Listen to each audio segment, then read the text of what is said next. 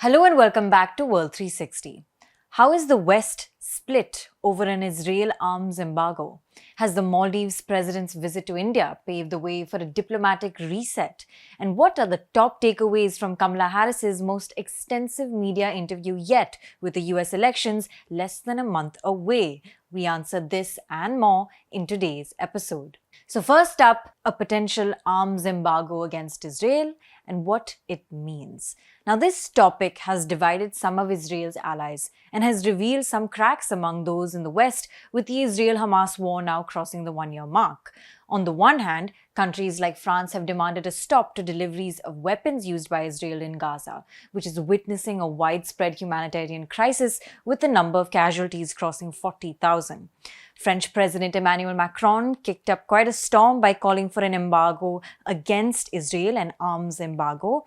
And this prompted an angry response from Israel Prime Minister Benjamin Netanyahu, who said putting limits on Israel will only embolden Iran.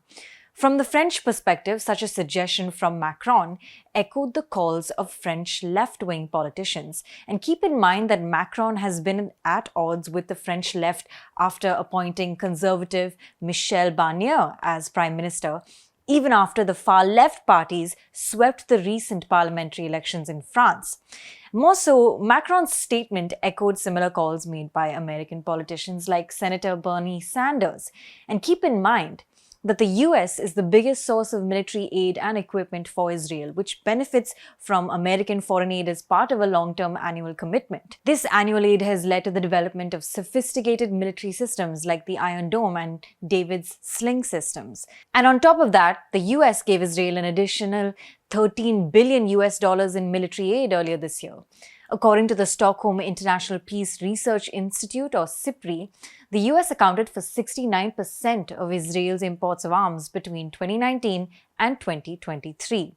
Now, countries in the Middle East like Jordan and Egypt hailed Emmanuel Macron's call to halt the supply of weapons to Israel, which may further complicate the US's foreign policy in the region at a time when Lebanon, the base of Iran-backed militant group Hezbollah, has also been drawn into the conflict. On the other hand, countries like the UK have not held the same view as France. UK Prime Minister Keir Starmer vowed never to ban all arms sales to Israel, and his Foreign Secretary, David Lammy, said such a measure would be wrong. But let's take a look at how Western countries' weapons supplies to Israel have led to complications. This February, a Dutch court ordered the Netherlands government to halt the export of F-35 fighter jet parts to Israel, citing a risk of violations of international law if they are used in strikes on Gaza. In September this year, the UK suspended around 30 out of 350 arms export licenses to Israel over international humanitarian law concerns. As per the UK government's assessments, there were serious concerns about aspects of Israel's compliance to international humanitarian laws. And at the time, Israel's Prime Minister Netanyahu denounced the UK's decision as shameful. Germany, another major weapons supplier to Israel, has also slowed its exports in recent months.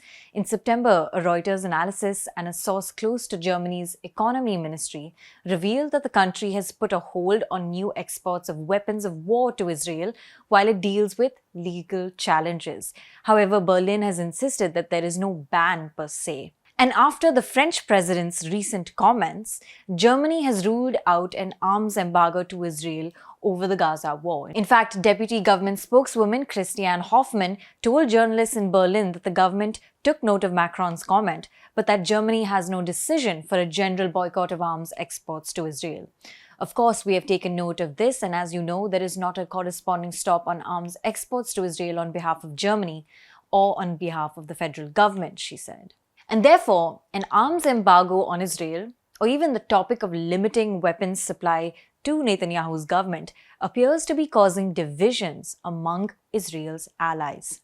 For our second topic, we're looking at whether Maldives President Maldives Muizzu's visit to India this week may pave the way for a diplomatic reset after months of rocky ties between Delhi and Malé. Since Muizzu became Maldives president last year after running an India Out campaign, his government has undertaken certain policies that have irked Delhi. and created suspicions that Maldives is inching closer into China's orbit. Muizzu made India replace its unarmed military soldiers present within the country to operate 3 aviation platforms. These soldiers were eventually replaced with Indian technical personnel who continue to operate the aviation platforms in partnership with the Maldivian Defense Forces. And this year, Muizzu's government also refused to renew an agreement that previously allowed India to conduct hydrographic surveys in Maldivian waters. Then there was the controversy over some young ministers in Muizzu's cabinet making derogatory remarks about the Indian Prime Minister, once again setting ties on a downward trend. Unlike previous Maldivian presidents, Muizzu also picked China as his first diplomatic visit after becoming president, where he and Xi Jinping inked 20 agreements. But Muizzu's visit to India this week appears to be linked with the island nation's financial challenges and its liquidity crisis. In the past, neighboring India has come to Maldives' aid, and once again, it appears Delhi has been asked to lend a helping hand. During Muizzu's visit to India this week, one of the major takeaways was the signing of a currency swap agreement of 400 million USD and 3,000 crore. This would give Maldives major relief as it has only about a month and a half of foreign exchange reserves left in its banks. Already this year, the State Bank of India rolled over $100 million worth of treasury bills of Maldives. The Indian Prime Minister also announced that the two leaders agreed to open free trade agreement and talks for this, which the Maldivian president hoped would be concluded quickly. The two leaders also agreed to launch RuPay branded credit cards in the Maldives, as well as the launch of UPI payments to strengthen economic cooperation between the two neighbors. For our last topic, we're going to decode Vice President and presidential candidate Kamala Harris's most extensive media interview yet, with less than a month left until Election Day in the US. Harris is expected to take up a series of media interviews this week, but her latest sit-down with CBS's 60 Minutes, the long-standing most watched news program on television, put her in the hot seat on a range of issues. Now, during the interview, Harris was grilled on her stance on guns, immigration and border security, and even said she would not have a one-on-one meeting with Russian President Vladimir Putin. So here are some key takeaways.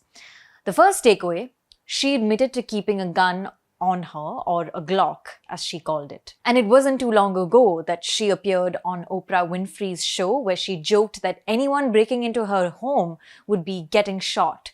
This was a key campaign strategy to counter claims from Trump's camp that Harris would confiscate the American people's guns, cars, and other commodities. Now, the second takeaway, Harris said she would not meet bilaterally with Putin to negotiate a solution to end the war in Ukraine. She, however, dodged questions on whether she would expand NATO to include Ukraine, adding that if Trump was president, Putin would be sitting in Kiev right now.